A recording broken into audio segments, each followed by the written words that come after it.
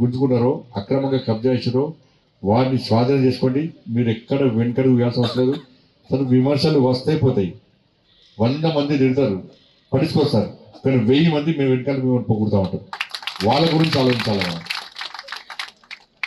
కాబట్టి ఆ విషయంలో మీరు చాలా సీరియస్గా మీరు ప్లాన్ చేయండి, సీరియస్గా మీరు యాక్షన్ తీసుకోండి.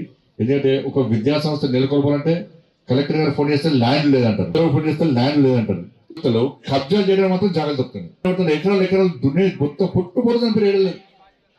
ధరణి పేరుతో మొత్తం కుంపంతం వచ్చారు. వాళ్ళు ధరణి అనేది వాళ్ళకు ఒక మొత్తం ఆధారం అయిపోయింది వాళ్ళకి. అందుకే రాష్ట్ర ప్రభుత్వం కూడా ఈ ధరణి విషయంలో చాలా శ్రద్ధించుకోలేదు. ధరణి విషయంలో ఎందుకంటే ఒక కుటుంబమే లాభపడ్డది, దానిలో ఒక కుటుంబమే లాభపడి కొంతమంది లాభపడ్డారు. ప్రభుత్వ భూములని ప్రైవేట్ భూములైనాయి, ప్రైవేట్ భూములని ప్రభుత్వ భూములు ఉన్నాయి. ఎవరి పేరు మీద జాగాలు ఉన్నాయో, నా పేరు మీద జాగా ఉందో, ఇంకో మీద జాగా ఉందో ఏం లేదు. పార్కులు ఓరి పేరుకి వచ్చినాయి. శ్మశాన వాటికలు ఏం లేదు. ఏమంటే శ్మశాన వాటికలు ఎక్కడ కడతారంటే పేదల భూములు కడతారు.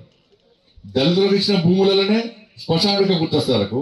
దళితులకు ఇచ్చిన భూములనే పోలీస్ స్టేషన్లు కడతారు, దళితులకు ఇచ్చిన భూములనే ఫైర్ స్టేషన్లు కడతారు, దళితులకు ఇచ్చిన భూములనే కలెక్టర్ కడతారు.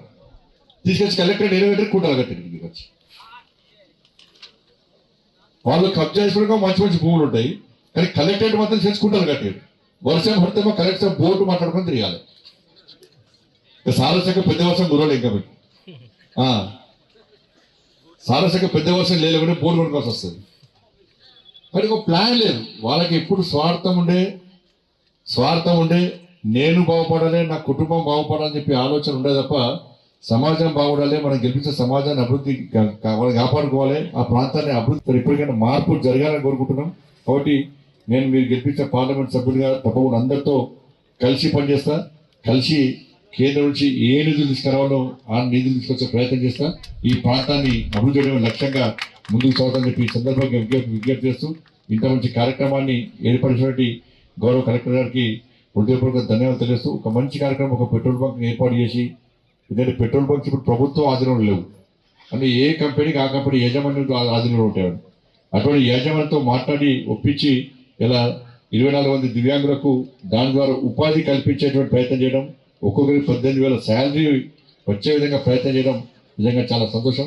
తప్పకుండా రాబోయే రోజుల్లో ఇటువంటి కార్యక్రమాలు ఇంకా చేయాలని చెప్పి అందరు కలిసి చేద్దామని చెప్పి ఈ సందర్భంగా విజ్ఞప్తి చేస్తూ మరిన్ని వీడియోస్ కోసం ఛానల్ ని సబ్స్క్రైబ్ చేయండి. లేటెస్ట్ అప్డేట్స్ కోసం వాట్సాప్ ఛానల్ ని ఫాలో అవ్వండి. ఆ లింక్ డిస్క్రిప్షన్ లో ఉంది.